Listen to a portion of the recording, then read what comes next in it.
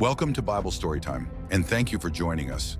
Today we step into a story that begins not with a king or a prophet, but with a command that echoes from heaven into the heart of despair. This is Isaiah's message of comfort for a broken people. To understand this message, we must first understand the silence that came before it. The people of Israel were in exile. Their home, Jerusalem, was a ruin. Their sacred temple, the symbol of God's presence, had been destroyed. For decades, they had been living as captives in a foreign land, Babylon. They felt abandoned, forgotten, and punished. Their story, it seemed, was over. They had failed, and now they were living with the consequences. Imagine their hopelessness, the feeling that God had turned his face away from them for good.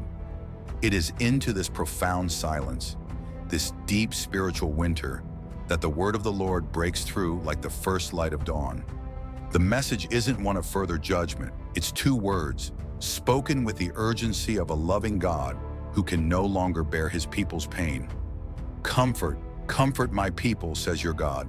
Speak tenderly to Jerusalem and proclaim to her that her hard service has been completed, that her sin has been paid for. This was not a message they had earned. It was a declaration of pure grace. The time of discipline was over. The debt was canceled. It was time to come home. But how? How could a scattered, broken people cross the vast desert and return to a ruined city? The obstacles were immense, both physically and spiritually. And then, a second voice is heard, a voice that would echo centuries later in the ministry of John the Baptist. A voice of one calling, "In the wilderness, prepare the way for the Lord. Make straight in the desert a highway for our God." This wasn't just a call to build a road. It was a call to prepare their hearts. The voice commands, "Every valley shall be raised up, every mountain and hill made low." The valleys of despair needed to be filled with hope. The mountains of pride and doubt needed to be brought down. The crooked roads of their sin needed to be made straight. Why? Because God himself was coming to lead them. This was not going to be a quiet, shameful return. This would be a glorious procession led by God himself. And the glory of the Lord will be revealed, and all people will see it together. But in the face of such a grand promise, a human voice asks a question filled with doubt. It's a third voice, the voice of realism, perhaps the voice of the prophet himself. A voice says, "Cry out." And I said, "What shall I cry? What can I possibly say that will last?" Everything fades. Our strength, our lives, even our powerful captors, the Babylonians. All people are like grass, and all their faithfulness is like the flowers of the field. The grass withers and the flowers fall, but the word of our God endures forever.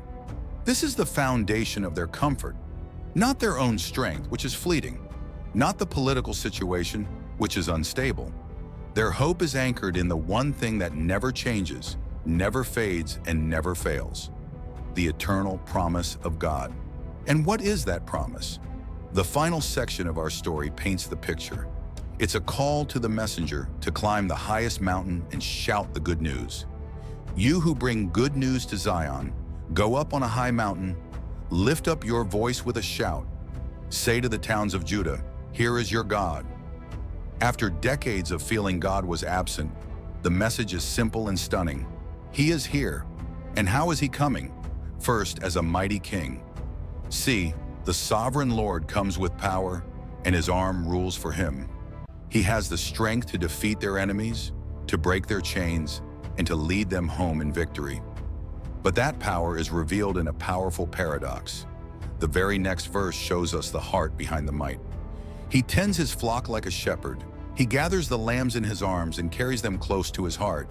He gently leads those that have young. The all-powerful God, the King of the universe, is also the tender shepherd. The same arm that rules with power is the arm that gently gathers the weakest, most vulnerable lambs and holds them close. He doesn't drive his flock. He leads them, caring for the weary and the young. This is the heart of God's comfort. It is not just a promise of rescue, but a promise of relationship.